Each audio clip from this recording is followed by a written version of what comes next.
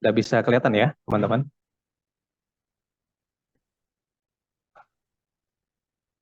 Bisa, oke.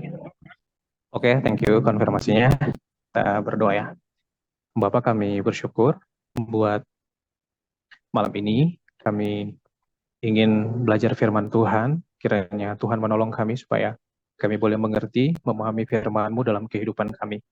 Ini kami Tuhan, dalam nama Yesus kami sudah berdoa. Amin. Oke, selamat malam semuanya, teman-teman yang saya kasihi, Bapak Ibu dosen, juga yang bersama-sama di Zoom meeting ini. Ya, ada yang bilang nggak dikenal maka nggak disayang gitu ya. Karena itu aku pengen memperkenalkan diri sedikit ya. Namaku Bang Charles, asal dari Manado, dan aku melayani di Lembaga Pelayanan Mahasiswa Indonesia atau LPMI di Jatinangor. Dan ini ada foto staff ya, staff full time seperti aku, ada Ko Adi, Kak Dian, dan juga ada Kak Jayanti, dan juga ada beberapa teman-teman yang jadi mahasiswa kunci LPMI yang ada di Jatinangor, baik di kampus-kampus yang ada di sini ya. Ada dari Unpad, IPDN, dan lain-lain gitu ya.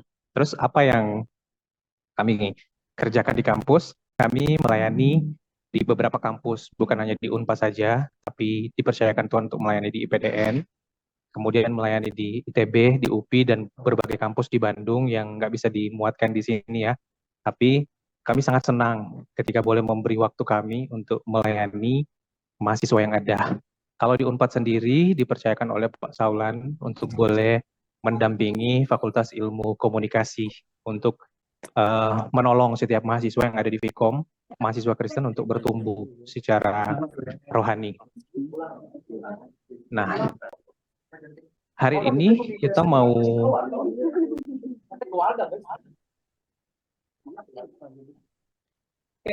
yang mimpin Alvin.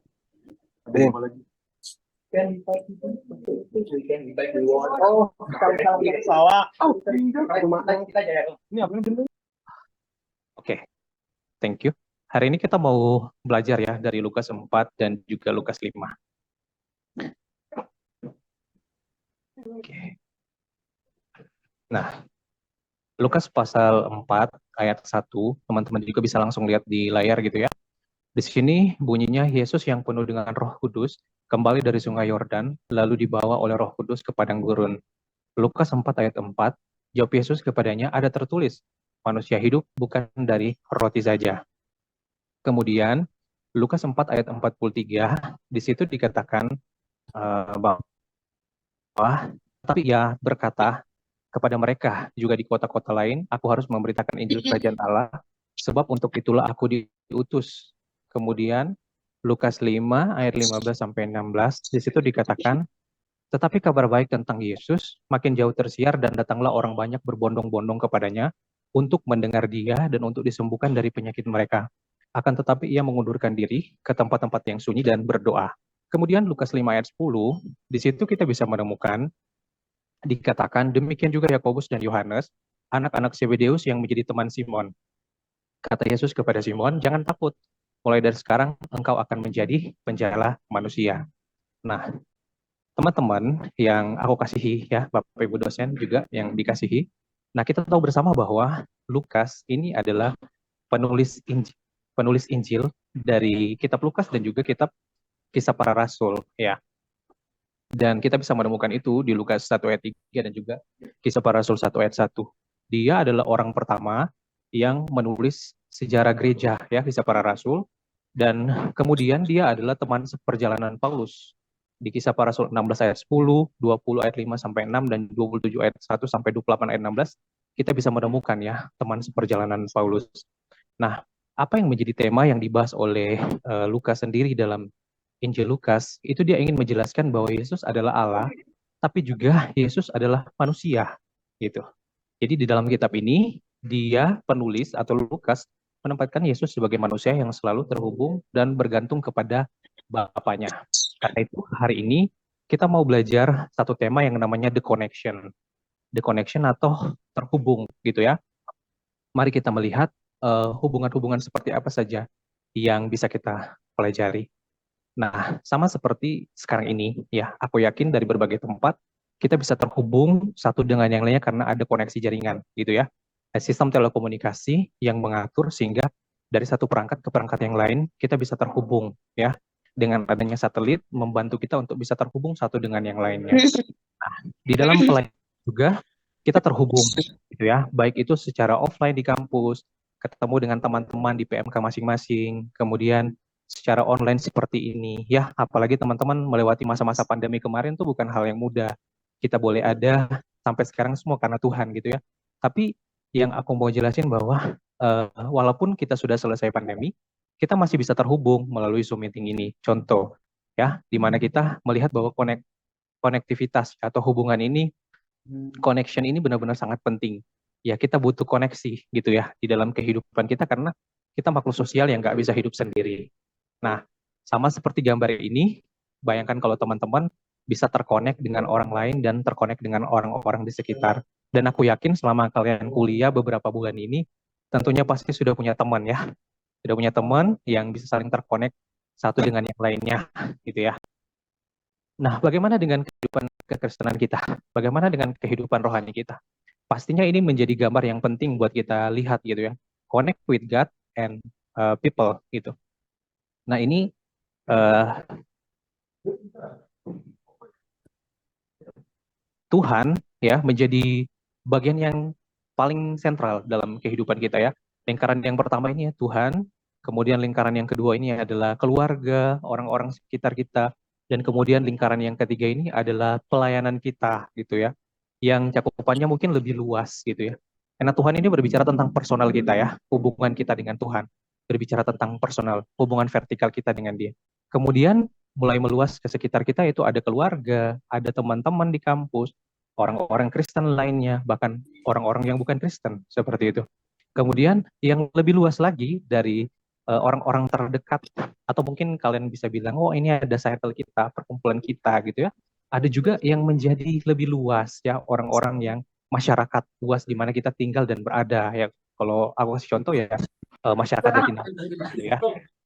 Nah, pertama teman-teman kita mau belajar tentang connect with Father ya, terhubung dengan Bapa gitu ya. Mari kita melihat Lukas menulis bahwa sebagai manusia Yesus selalu menyediakan waktu untuk mengenal Bapanya dan kehendak Bapanya melalui membaca, mempelajari dan merenungkan firman Tuhan. Dan juga dia menyediakan waktu khusus berdoa kepada Bapa gitu ya.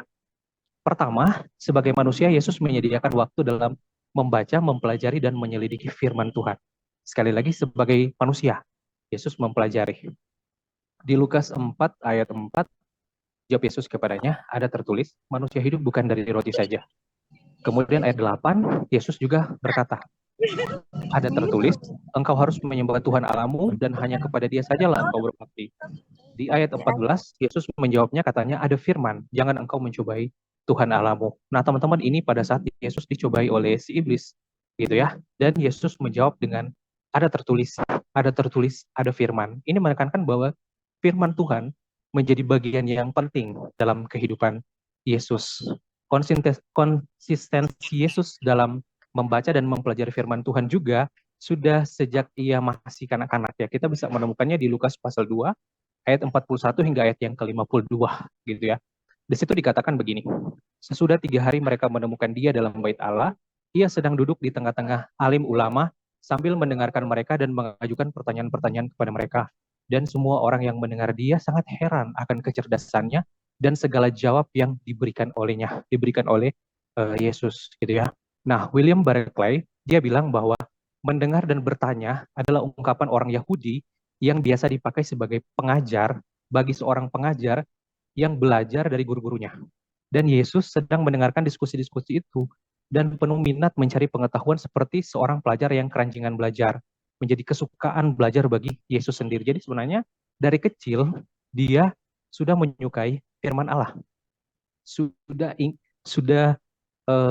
apa ya, belajar gitu ya, dia kepengen gitu ya, merindukan belajar firman Allah. Dan kebiasaan ini menjadi bagian dari kehidupannya. Ya, Lukas menulis lagi di ayat Lukas 4 ayat 16, ia datang ke Nazaret tempat ia dibesarkan dan menurut kebiasaannya pada hari Sabat ia memasuki rumah ibadat lalu berdiri hendak membaca dari Alkitab, gitu ya. Jadi ini menjadi suatu kebiasaan, menjadi suatu bagian yang melekat erat dengan kehidupan Yesus itu sendiri. Nah, kemudian yang kedua, kawan-kawan, sebagai manusia Yesus menyediakan waktu berkomunikasi dengan Bapa melalui doa. Jadi ya, kalau tadi melalui firman Tuhan, yang selanjutnya ini yang melalui doa. Mari kita lihat. Dalam Injil Lukas, Lukas menulis bahwa sebagai manusia, ketergantungan Yesus kepada Bapa menjadi prioritas yang utama. Hal ini terlihat dalam kehidupan doa dalam Injil Lukas. Lukas menulis tentang hal itu, gitu ya. Ya, kita bisa menyaksikan ini ada beberapa ayat-ayat gitu ya. Yesus sedang berdoa ketika Roh Kudus turun ke atasnya. Ketika seluruh orang banyak telah dibaptis dan ketika Yesus juga dibaptis dan sedang berdoa, terbukalah langit. Kemudian ayat 22 ya, Lukas 4 ayat 22 di situ dikatakan Yesus pergi ke tempat yang sunyi dan berdoa. Lukas 5 ayat 15 sampai 16 di situ ditulis Lukas menulis bahwa di tengah-tengah kesibukan melayani, Tuhan Yesus selalu menyediakan waktu untuk berdoa. Tetapi kabar tentang Yesus makin jauh tersiar dan datanglah orang banyak berbondong-bondong kepadanya untuk mendengar dia dan untuk disembuhkan dari penyakit mereka. Akan tetapi ia mengundurkan diri ke tempat-tempat yang sunyi dan berdoa. Selanjutnya di Lukas pasal 6 ayat 12 di situ dikatakan sebelum memilih murid-muridnya, Yesus berdoa semalam-malaman. Pada waktu itu, pergilah Yesus ke bukit untuk berdoa semalam-malaman, ia berdoa kepada Allah. Di ayat 18 di situ ditulis Yesus berdoa seorang diri. Di ayat 28 dan 29 di situ ditulis Yesus berdoa ketika ia dimuliakan di atas gunung dan ia bertemu dengan Musa dan Elia. Ketika ia sedang berdoa, rupa wajahnya berubah dan pakaiannya menjadi putih berkilau-kilauan. Ya. Kemudian bagian selanjutnya juga di Lukas pasal 11 ayat 1, di situ Lukas menulis, pada suatu kali Yesus sedang berdoa di salah satu tempat. Ketika ia berhenti berdoa, berkatalah seorang dari murid-muridnya kepadanya, Tuhan, ajarlah kami berdoa, sama seperti yang diajarkan Yohanes kepada murid-muridnya. Ayat yang ke-32, Yesus berdoa untuk Petrus, katanya, supaya imannya tidak gugur. Aku telah berdoa untuk engkau supaya imanmu jangan gugur, dan engkau, jikalau engkau sudah insaf, kuatkanlah saudara-saudaramu. Nah, kawan-kawan, bagian selanjutnya di Lukas 22 ayat 40 dan 46, dua kali Yesus mengingatkan murid-muridnya agar mereka berdoa supaya mereka jangan jatuh ke dalam pencobaan. Berdoalah supaya kamu jangan jatuh ke dalam pencobaan.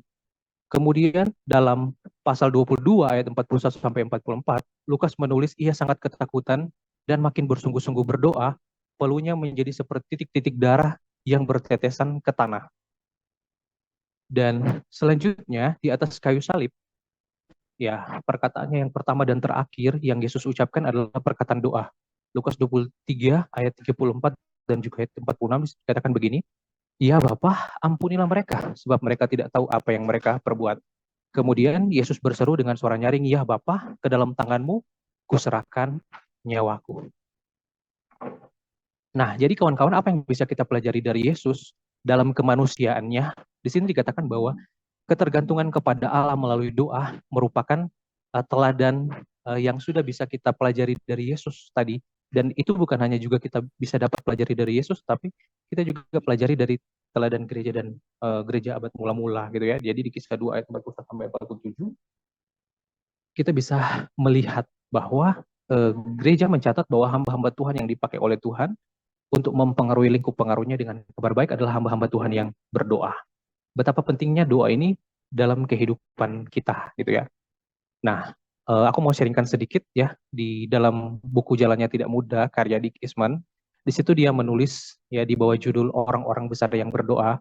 Di situ dicatat bahwa seperti yang teman-teman bisa baca di layar ya, keheningan malam yang gelap di Skotlandia dipecahkan oleh rintik tangis yang memilukan hati ketika John Wells berdoa. Pernah ia mengatakan bahwa harinya tidak dipergunakan semestinya bila ia tidak berdoa seorang diri selama 8 atau 10 jam. Kemudian Uskup Andrew yang terkenal dan berhasil itu mengungkapkan lebih dari 5 jam sehari-harinya untuk berdoa dan menekuni Alkitab. Kemudian Martin Luther mengatakan bahwa doa adalah karya suci yang sangat diharuskan. Ia mengakui bila saya tidak berdoa selama 2 jam setiap pagi, maka iblis akan menang pada hari itu. Saya mempunyai begitu banyak tugas yang tidak dapat saya lakukan tanpa menggunakan 3 jam sehari untuk berdoa. Kemudian, walaupun kehidupan John Wesley merupakan contoh terbaik dari orang-orang yang bekerja, namun saat-saat yang paling baik digunakan untuk berdoa. Semboyannya ialah dunia adalah jemaatku. Ya, di situ di buku itu juga dikatakan begini. Maksud doa bukanlah untuk membujuk atau mempengaruhi Tuhan, melainkan bergabung dengannya untuk melawan musuh.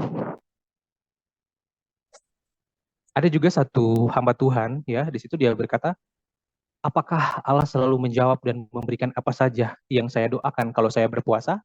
Jawabannya adalah tidak. Ia hanya menjawab doa-doa yang sesuai dengan kehendak dan tujuannya bagi kehidupan kita. Jadi kita kawan-kawan bisa melihat betapa pentingnya doa ini ya bagi kehidupan Yesus, bahkan bagi kehidupan hamba-hamba Tuhan yang dipakai Tuhan secara luar biasa.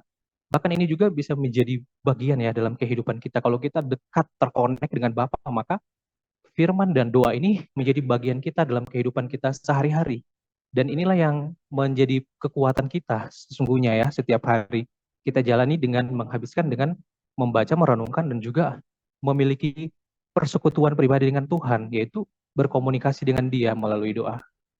Satu bagian firman Tuhan, 1 Yohanes 5 ayat 14-15 di situ dikatakan, dan inilah keberanian percaya kita kepadanya, yaitu bahwa ia mengabulkan doa kita jikalau kita meminta sesuatu kepadanya menurut kehendaknya. Dan jikalau kita tahu bahwa ia mengabulkan apa saja yang kita minta, maka kita juga tahu bahwa kita telah memperoleh segala sesuatu yang telah kita minta kepadanya. Jadi ini keberanian iman kita. Ketika kita mengungkapkan segala sesuatu, kita meminta kepada Tuhan, kalau yang kita minta sesuai dengan kehendak Tuhan, maka Tuhan sudah pasti mengabulkannya karena sesuai dengan kehendak Tuhan. Kalau yang kita minta sebenarnya kita tahu tidak sesuai dengan kehendak Tuhan, sebenarnya kita juga sudah tahu pasti, maka Tuhan nggak akan menjawab itu. Tuhan tidak akan memberikan itu karena ya tidak sesuai dengan kehendak Tuhan. Hanya doa yang sesuai dengan kehendak Tuhan lah yang akan Tuhan jawab dalam kehidupan kita. Nah, selanjutnya setelah kita connect dengan Father ya, connect dengan Bapa, yaitu melalui doa dan firman, yang berikut adalah connect with Christ, connect dengan Kristus gitu ya. Bagaimana connect with Christ ini menurut penjelasan Lukas? Di Lukas 4 ayat 15 di situ dikatakan begini. Sementara itu ia mengajar di rumah-rumah ibadat di situ dan semua orang memuji dia, memuji Yesus. Kemudian ayat 22, semua orang itu membenarkan dia dan mereka heran akan kata-kata yang diucapkannya. Kemudian ayat 32, mereka takjub mendengar pengajarannya sebab perkataannya penuh dengan kuasa. Kemudian selanjutnya ayat 36 sampai 37 di situ dikatakan, dan semua orang takjub lalu berkata seorang kepada yang lain katanya, alangkah hebatnya perkataan ini. Sebab dengan penuh wibawa dan kuasa ia memberi perintah kepada roh-roh jahat dan mereka pun keluar dan tersebarlah berita tentang dia kemana-mana di daerah itu. Kemudian ayat Lukas 5 ayat 9 itu dikatakan, sebab ia dan semua orang yang bersama-sama dengan dia takjub oleh karena banyaknya ikan yang mereka tangkap. Kemudian ayat 26 itu dikatakan, semua orang itu takjub lalu memuliakan Allah dan mereka sangat takut katanya, hari ini kami telah menyaksikan hal-hal yang sangat mengherankan. Ya. Kawan-kawan, kata takjub dan heran berulang kali ditulis oleh Lukas mengenai Yesus. Ya.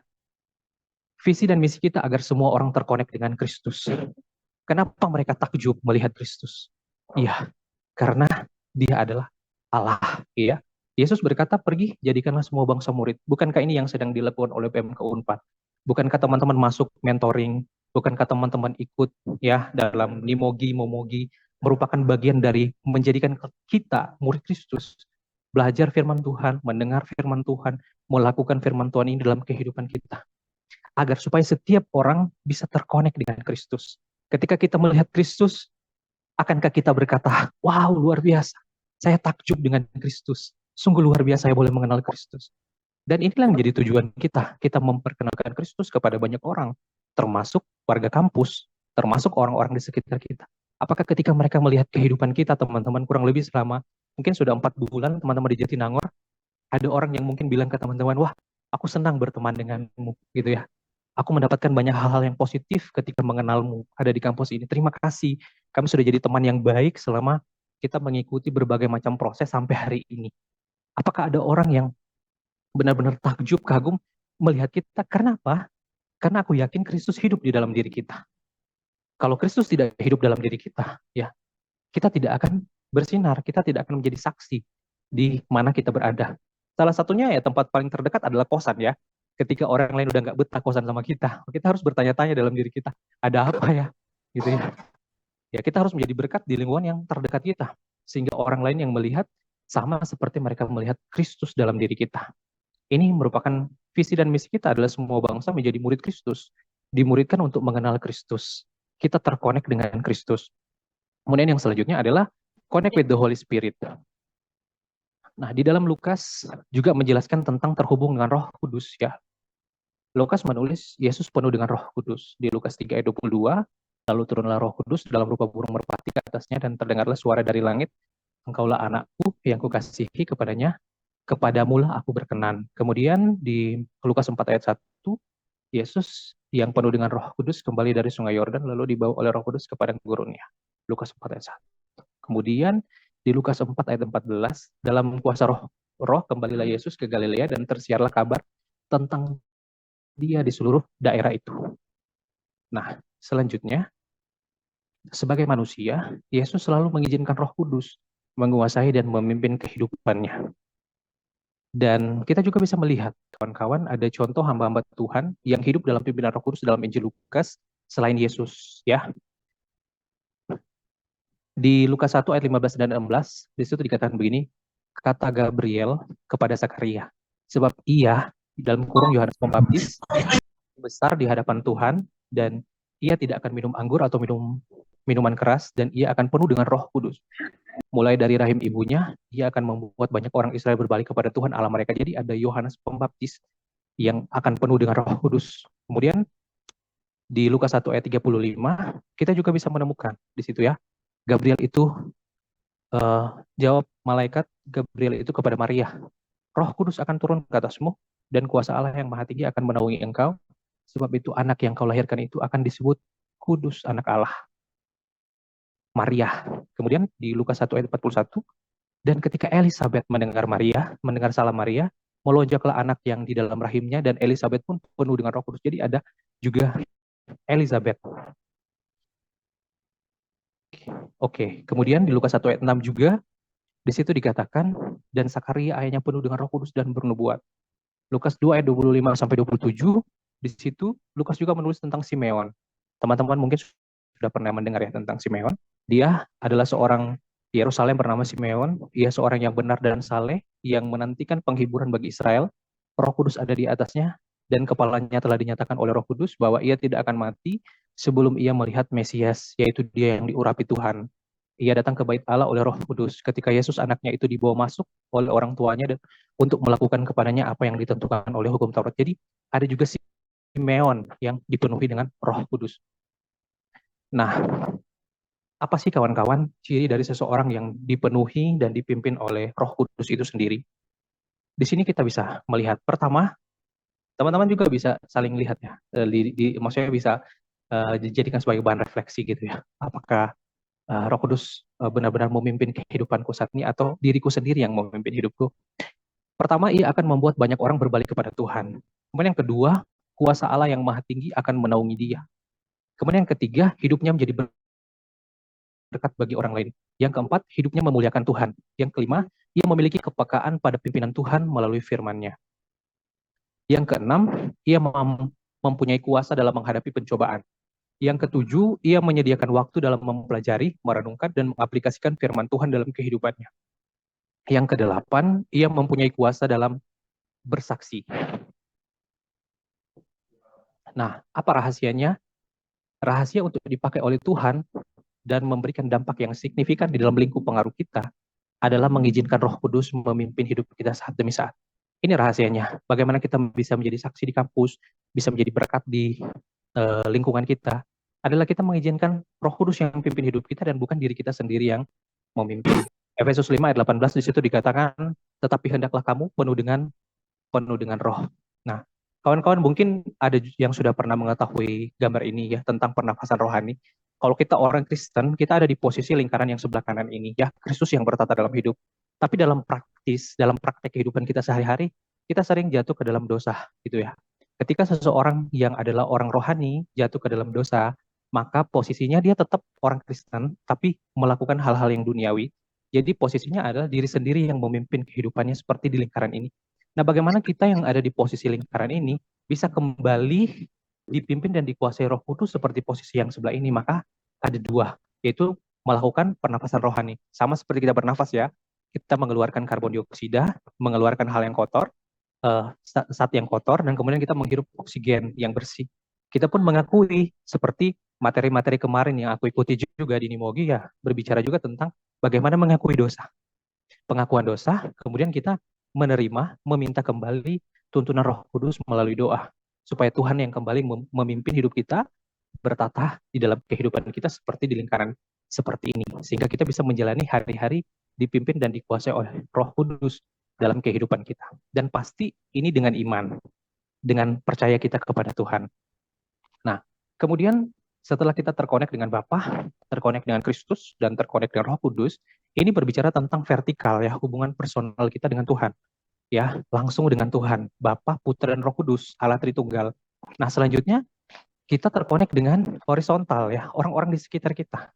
Yang pasti kita tidak lepas dari orang-orang lain yang tinggal bersama-sama dengan kita. Karena itu, Lukas juga mengajarkan bahwa Yesus juga terkonek dengan orang-orang sekitarnya, connect with the people. Dalam Lukas 4 ayat 14 sampai 15, di situ dikatakan dalam puasa roh kembalilah Yesus ke Galilea dan tersiarlah kabar tentang dia di seluruh daerah itu. Sementara itu ia mengajar di rumah-rumah ibadat di situ dan semua orang memuji dia. Kemudian ayat 43 di situ dikatakan, tetapi ia berkata kepada mereka, juga di kota-kota lain aku harus memberitakan Injil kerajaan Allah, sebab untuk itulah aku diutus. Nah, teman-teman, kalau kita belajar bagian ini, ya, Yesus terkonek, Yesus adalah leader gitu ya, dan dia terkonek dengan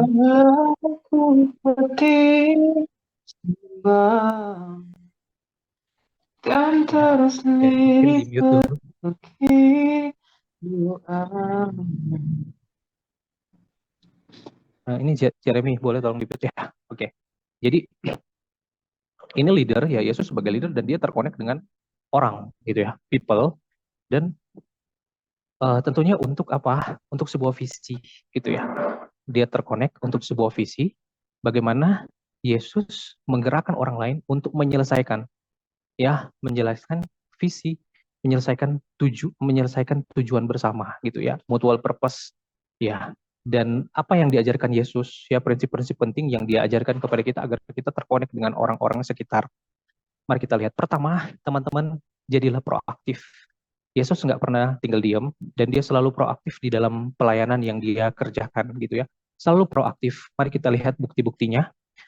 Di Lukas, ya, di situ dicatat begini. Lukas 4 ayat 14, dalam kuasa Roh Kudus kembalilah Yesus ke Galilea. Ada kata kembali, berarti ada pergerakan, ya. Ada bergerak di situ, dia kembali gitu ya ke Galilea. Kemudian ia datang ke Nazaret, ayat 18. Ada kata datang. Kemudian Yesus pergi ke Kapernaum, ada kata pergi, ya. Kemudian ayat 38 pergi ke rumah Simon, ada kata pergi. Kemudian di ayat 43 dia berkata juga di kota-kota lain aku harus memberitakan. Berarti ada kata-kata tempat di situ ya, kota-kota lain. Jadi dia tidak diam, dia terus bergerak dan untuk terkonek dengan orang-orang lain gitu. Dan yang kedua adalah ini target ministry. Dia selalu memulai pelayanannya dengan mengunjungi rumah-rumah ibadat gitu ya. Mengunjungi rumah-rumah ibadat. Untuk terkonek dengan orang, tentunya kita perlu melihat di mana sih ada perkumpulan banyak orang gitu ya. Sama seperti Yesus, dia melihat ada target. Pertanyaannya, mengapa sih dia memilih tempat ibadah ini sebagai tempat untuk memulai pelayanannya? Ya jelas, jawabannya karena di rumah-rumah ibadat itu ada banyak orang Yahudi berkumpul. Dan dia ingin kabar baik itu didengar oleh orang-orang itu. Ya, kalau di kampus, di mana sih tempat banyak orang Kristen berkumpul? Ya datang ke PMK, ya kan? PMK setiap fakultas itu, kalau setiap hari persekutuannya pasti banyak anak-anak Tuhan yang berkumpul di situ. Gitu ya. Di mana sih ada tempat-tempat berkumpul? Ya di jurusan masing-masing ada banyak orang. Di kampus teman-teman, di fakultas teman-teman ada banyak orang berkumpul. Kalau di kosan mungkin cuma sedikit gitu ya, dibandingkan dengan kampus, dengan fakultas, dengan jurusan gitu. Nah, kemudian ketiga, skenario. Yesus memiliki skenario yang jelas di dalam pelayanan. Dia sudah bikin alur ceritanya, mau ke sini, mau ke sini, mau ke sini. Ada planning yang baik ya, mau ketemu ini gitu ya.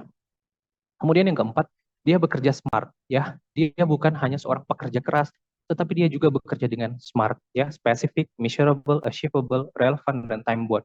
Mari kita lihat ya bukti-bukti yang disajikan oleh Lukas ketika dia bekerja secara smart. Spesifik, apa yang spesifik? Setiap Sabat, Yesus melayani di rumah-rumah ibadat dan menjangkau orang-orang Yahudi. Ya, di Lukas 4, 15, 16, ayat 31 sampai 44. Kemudian terukur, ya. Di Lukas dijelaskan bahwa dia berpuasa 40 hari. Dalam pelayanannya selalu terukur. Ada angka yang akan dicapai. Kemudian achievable, terjangkau. Yesus menjangkau daerah Galilea secara khusus Nazaret, seperti itu ya. Kemudian relevan. Yesus selalu mengajar dan menjawab sesuai dengan kebutuhan mereka. Melihat konteks siapa orang yang dilayani, dengan begitu dia tahu bagaimana melayani orang-orang tersebut. Dia mengajar dengan perumpamaan, dengan hal-hal yang mudah untuk dimengerti oleh orang-orang yang benar-benar sesuai dengan kebutuhan mereka.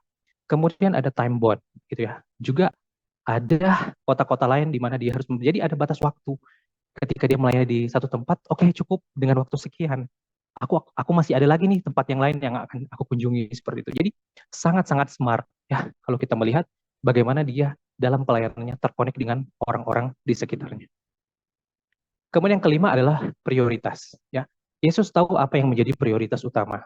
Tentunya teman-teman, ini cerita yang sebenarnya sudah teman-teman tahu gitu ya. Ketika ada banyak orang-orang yang datang mau mencari dia, tapi Yesus malah memilih tempat-tempat yang sunyi dan berdoa. Itu artinya dia tahu menempatkan waktu-waktu prioritasnya. Nggak setiap hari dia melayani, ya, tetapi dia ada waktu khusus yang dia sendirikan untuk prioritas yang lebih tinggi. Begitu juga mungkin dengan kita ya teman-teman. Kan pasti punya prioritas. Teman-teman sebagai mahasiswa aku tahu punya prioritas.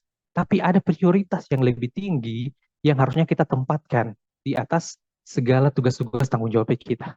Ya pasti mengenal Tuhan menjadi prioritas yang lebih tinggi. Tidak ada yang lebih tinggi dibandingkan prioritas ini. Dan ini harus benar-benar menjadi pegangan kehidupan kita. Tidak boleh digantikan oleh yang lain. Kalau enggak, maka kehidupan kita pasti tidak terarah dengan baik. Kalau kita mulai menggantikan Tuhan dalam hidup kita mulai mengisi dengan waktu-waktu yang lain yang lebih banyak dibandingkan waktu kita dengan Tuhan, percaya bahwa kita akan kehilangan arah. Kita akan tersesat dalam kehidupan. Kemudian yang keenam adalah sinergi. Yesus nggak hanya bekerja sendiri, tapi dia bekerja dengan timnya, dengan orang-orang di sekitarnya, dengan murid-muridnya. Demikian juga diajarkan ke kita ya. Kita makhluk sosial, kita perlu bekerja dengan orang-orang di sekitar kita. Kita nggak boleh jadi single fighter yang bekerja sendiri, gitu ya. Kemudian yang bagian terakhir, ini adalah connect with the leaders. Gitu ya. Lukas 5 ayat 1 sampai 11.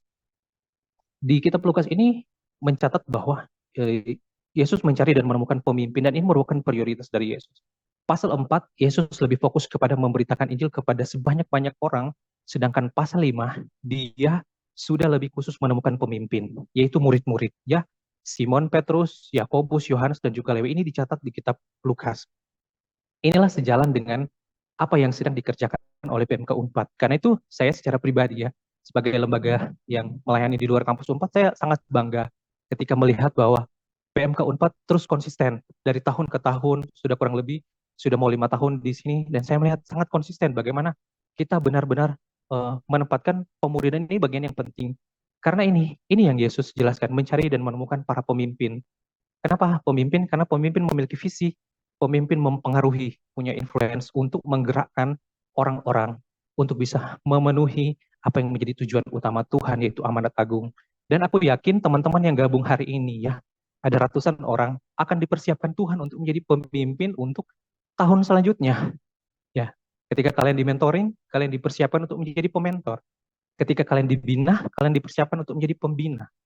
Bagaimana coba kita bayangkan kalau tidak ada yang daftar jadi mentor, tidak ada yang daftar jadi pembina, siapa yang akan membina kita dalam hal kerohanian kita? Karena itu Yesus sudah menjelaskan dengan baik tentang pemuridan. Dia sepanjang hidupnya fokus kepada 12 murid. Ketika dia kurang lebih 3 tahun setengah dia melayani di dunia, dia fokus kepada mereka, dan murid-muridnya lah yang melanjutkan pelayanannya. Demikian juga dengan kita. Aku tahu ada time bond. Teman-teman nggak sampai 5 tahun kuliah di Unpad ya. Paling tinggi 3 tahun setengah, 4 tahun. Karena itu kita perlu mempersiapkan generasi. Teman-teman harus siap menjadi generasi yang akan melanjutkan pelayanan dari PMK Unpad ini. Jadi kesimpulannya apa? Rahasia yang kita butuhkan supaya kita bisa dipakai oleh Tuhan secara luar biasa ya. Baik itu di kampus, kuliah, menjadi berkat, apa rahasianya? 5 hal tadi. Pertama, connect with Father, connect with Christ, connect with Holy Spirit. Kita terkoneksi secara vertikal dengan Tuhan. Sesibuk-sibuk apapun kita, jangan biarkan waktu-waktu kita dengan Tuhan ini hilang. Ya, ada begitu banyak godaan di luar sana, tapi jangan biarkan waktu-waktu teduh kita dengan Tuhan, firman Tuhan dan doa ini hilang. Ini jadi kekuatan kita. Apa yang bisa menguatkan? Kemarin, tadi kami sharing juga di MKK Vkom, ya ngebahas tentang ada beberapa mahasiswa yang katanya bunuh diri, tapi bukan dari Unpad ya, dari kampus yang lain, dari daerah lain. Aku sampai bertanya-tanya dalam hati, kenapa sih sampai mereka mengakhiri hidupnya? Ya, mungkin kita bisa cek lagi. Mungkin dia belum punya personal relationship dengan Tuhan. Mungkin waktu-waktunya dengan Tuhan hilang, dibiarkan gitu ya. Terlalu banyak terkonek dengan orang, tapi terkonek dengan Tuhan itu sedikit waktunya. Ini menjadi kekuatan kita. Dan kita terus berdoa supaya setiap mahasiswa Kristen di Unpad benar-benar bisa terkonek dengan Tuhan, memiliki waktu-waktu yang berkualitas dengan Tuhan, termasuk belajar firman Tuhan seperti waktu ini. Kemudian terkonek secara horizontal dengan orang-orang sekitar ya, connect with the people dan connect with the leaders. Jangan jauhkan teman-teman diri kita dengan persekutuan-persekutuan ibadah. Persekutuan-persekutuan di PMK Unpad ini sudah sangat membantu kita. Bahkan ada lembaga-lembaga lain juga yang menolong di luar kampus untuk pertumbuhan rohani. Ya, ada gereja-gereja yang menolong. Jangan jauhkan diri kita dari persekutuan ibadah dengan orang-orang seiman, karena itu akan sangat menguatkan kita di waktu-waktu kita senang maupun waktu-waktu kita susah, gitu ya. Percaya bahwa teman-teman nggak sendiri, gitu ya. Ini ada foto-foto kami melayani bersama, ada orang-orang terkonek, mahasiswa-mahasiswa yang ya terkonek dengan kita, gitu ya. Kita tidak sendiri. Di luar sana ada begitu banyak orang-orang Kristen yang terkonek. Teman-teman tidak sendiri, teman-teman dicintai oleh Tuhan. Tuhan mengasihi kalian, Tuhan mengasihi kita. Karena itulah menjadi alasan mengapa dia datang ke dunia ini menebus kita. Kita dicintai oleh Tuhan. Dan kita punya keluarga, teman-teman punya keluarga. Ya, ada abang kakak pementor ya yang akan menolong teman-teman untuk boleh terus bertumbuh secara rohani ya. Di keluarga-keluarga PMK masing-masing per fakultas pasti ada orang-orang yang Tuhan sudah taruh ya, yaitu abang kakak mentor kita. Karena itu jangan menjauhi persekutuan, jangan menjauhi mentoring, aktif, proaktif gitu ya. African Proverbs bilang, if you want to walk fast, walk alone. If you want to walk far, walk together. Kalau kita ingin berjalan cepat, berjalan sendiri. Kalau kita ingin berjalan jauh, berjalan bersama. Dua orang berpergian bersama dapat menangkis serangan, tetapi orang yang sendirian itu mudah dikalahkan. Tiga utas tali dijalin menjadi satu, sulit untuk diputuskan. Apa yang menjadi job desk dalam kehidupan kita? Walk closely with God and do what He say.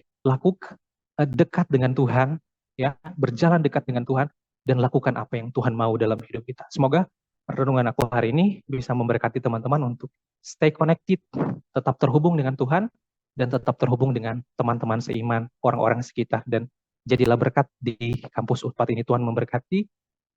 Amin. Aku kembaliin ke Amin. Oke, puji Tuhan. Makasih Bang Charles untuk sharing firman